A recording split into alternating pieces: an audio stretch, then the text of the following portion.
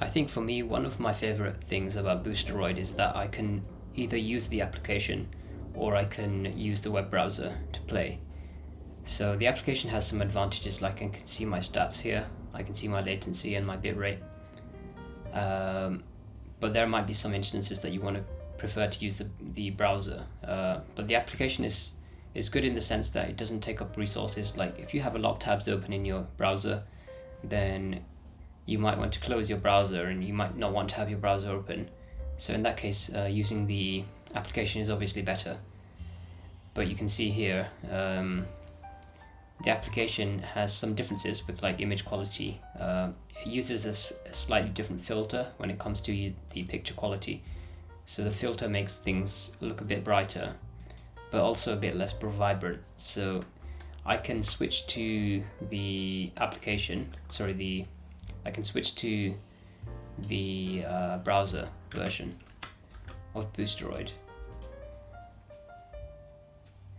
And then I can play inside my Chrome browser. And this is great because sometimes you just want that convenience of being in your browser. And this will automatically close my session inside of the application, as you can see. And you can see the picture quality looks a bit better as well, because it's not using that filter. It looks a bit nicer to me. And overall you can see that the browser also works fine, and you can tell there's no real problems with stuttering and things.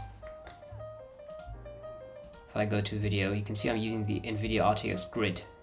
This is quite a high-end graphics processor, I think. You can see it's using the Ultra preset. I can also enable VSync if I want a slightly smoother picture. I can also enable NVIDIA Reflex for lower latency with Overwatch. And yeah, overall the game looks good. Overwatch looks good. And if you're on a system that doesn't have access to the application, you can always use the browser.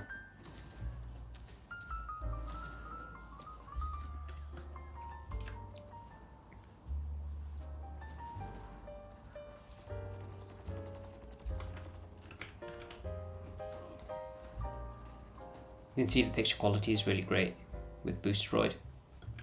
And this is one of the reasons I definitely recommend using Boosteroid, is you have access to the browser and you also have access to the application. You have the choice of both. It's just like with GeForce Now, you can also use the browser on there as well. It's the same with Boosteroid. I think having the access to the application is nicer for when you just want a very low resource intensive usage. That was something that Google Stadia did not have. Google Stadia did not have an application, so you had to use the browser. So in that sense, Boosteroid is actually better than Stadia. And yeah, there's not a massive amount of latency. I think with Chrome, it does have VSync enabled on Chrome by default. That's due to the browser itself. It's not because of Boosteroid. I think there is a way to disable Chrome VSync to make it even lower latency. I think you have to use some kind of command in the terminal if you're on Mac, or if you're on Windows, then you can just add some kind of thing to your shortcut at the end of your launch options. You can disable the VSync, and you can also disable the frame limit, and this should get rid of a bit of the latency. But with the application, I think you won't have any kind of VSync enabled, so that's another advantage of using the application. Generally, I also noticed this with GeForce Now, is the picture quality was a bit better with GeForce Now through the application, or rather, the stability of the network was a bit better when it was with the browser. I'm not sure if it's the same with Boosteroid. Overall, I haven't noticed any real problems with network with the application compared to the browser. They both seem pretty stable. But overall, with GeForce Now, I noticed sometimes stability is a bit better on the browser version. So if they add the filter, the option to remove the filter to Boosteroid's application, it would be absolutely perfect for me. I think I would prefer to use the application most of the time. But then also you do have something nice with the browser version, the Chrome version, and also any browser, is that if you hold escape, you can see here you have the brighter picture option if you still want that to use that, but you also have the ability to share your stream. So you can go live and you can start streaming directly to YouTube. That's really nice. That's something GeForce Now doesn't have, that option. So I really enjoy that you can broadcast directly to YouTube. That's really nice. It means that you don't need to use any kind of external recording application like OBS, and you don't need any kind of capture card like an Elgato thing.